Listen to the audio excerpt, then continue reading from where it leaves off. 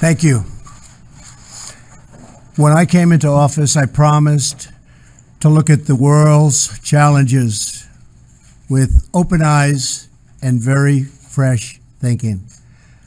We cannot solve our problems by making the same failed assumptions and repeating the same failed strategies of the past. Old challenges demand new approaches. My announcement today marks the beginning of a new approach to conflict between Israel and the Palestinians. In 1995, Congress adopted the Jerusalem Embassy Act, urging the federal government to relocate the American embassy to Jerusalem and to recognize that that city, and so importantly, is Israel's capital. This act passed Congress by an overwhelming bipartisan majority and was reaffirmed by a unanimous vote of the Senate only 6 months ago. Yet for over 20 years, every previous American president has exercised the law's waiver, refusing to move the U.S. Embassy to Jerusalem or to recognize Jerusalem as Israel's capital city. Presidents issued these waivers under the belief that delaying the recognition of Jerusalem would advance the cause of peace. Some say they lacked courage, but they made their best judgment based on facts as they understood them at the time. Nevertheless, the record is in. After more than 2 decades of waivers, we are no closer to a lasting peace agreement between Israel and the Palestinians. It would be folly to assume that repeating the exact same formula would now produce a different or better result. Therefore, I have determined that it is time to officially recognize Jerusalem as the capital of Israel. While previous presidents have made this a major campaign promise, they failed to deliver. Today, I am delivering. I've judged this course of action to be in the best interests of the United States of America and the pursuit of peace between Israel and the Palestinians. This is a long overdue step to advance the peace process and to work towards a lasting agreement. Israel is a sovereign nation with the right, like every other sovereign nation, to determine its own capital. Acknowledging this is a fact is a necessary condition for achieving peace. It was 70 years ago that the United States, under President Truman, recognized the State of Israel. Ever since then, Israel has made its capital in the city of Jerusalem, the capital the Jewish people established in ancient times. Today, Jerusalem is the seat of the modern Israeli government. It is the home of the Israeli parliament, the Knesset, as well as the Israeli Supreme Court. It is the location of the official residence of the Prime Minister and the President.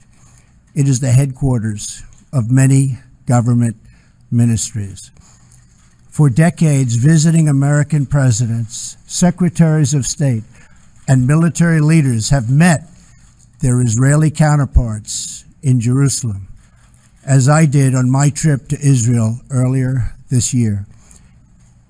Jerusalem is not just the heart of 3 great religions, but it is now also the heart of one of the most successful democracies in the world. Over the past 7 decades, the Israeli people have built a country where Jews, Muslims, and Christians, and people of all faiths are free to live and worship according to their conscience and according to their beliefs.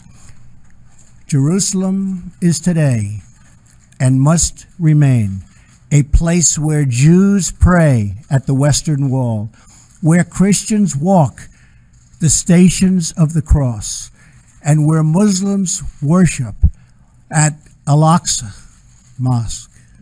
However, through all of these years, presidents representing the United States have declined to officially recognize Jerusalem as Israel's capital. In fact, we have declined to acknowledge any Israeli capital at all. But today we finally acknowledge the obvious, that Jerusalem is Israel's capital. This is nothing more or less than a recognition of reality. It is also the right thing to do. It's something that has to be done. That is why, consistent with the Jerusalem Embassy Act, I am also directing the State Department to begin preparation to move the American Embassy from Tel Aviv to Jerusalem. This will immediately begin the process of hiring architects, engineers, and planners so that a new embassy, when completed, will be a magnificent tribute to peace. In making these announcements, I also want to make one point very clear. This decision is not intended in any way to reflect a departure from our strong commitment to facilitate a lasting peace agreement. We want an agreement that is a great deal for the Israelis and a great deal for the Palestinians. We are not taking a position of any final status issues, including the specific boundaries of the Israeli sovereignty in Jerusalem or the resolution of contested borders. Those questions are up to the parties involved.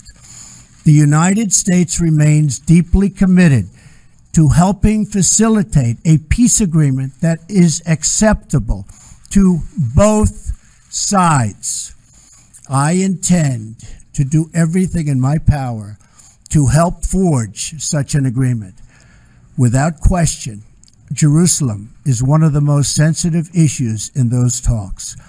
The United States would support a two-state solution if agreed to by both sides. In the meantime, I call on all parties to maintain the status quo at Jerusalem's holy sites, including the Temple Mount, also known as Haram al-Sharif. Above all, our greatest hope is for peace, the universal yearning in every human soul. With today's action, I reaffirm my administration's long-standing commitment to a future of peace and security for the region.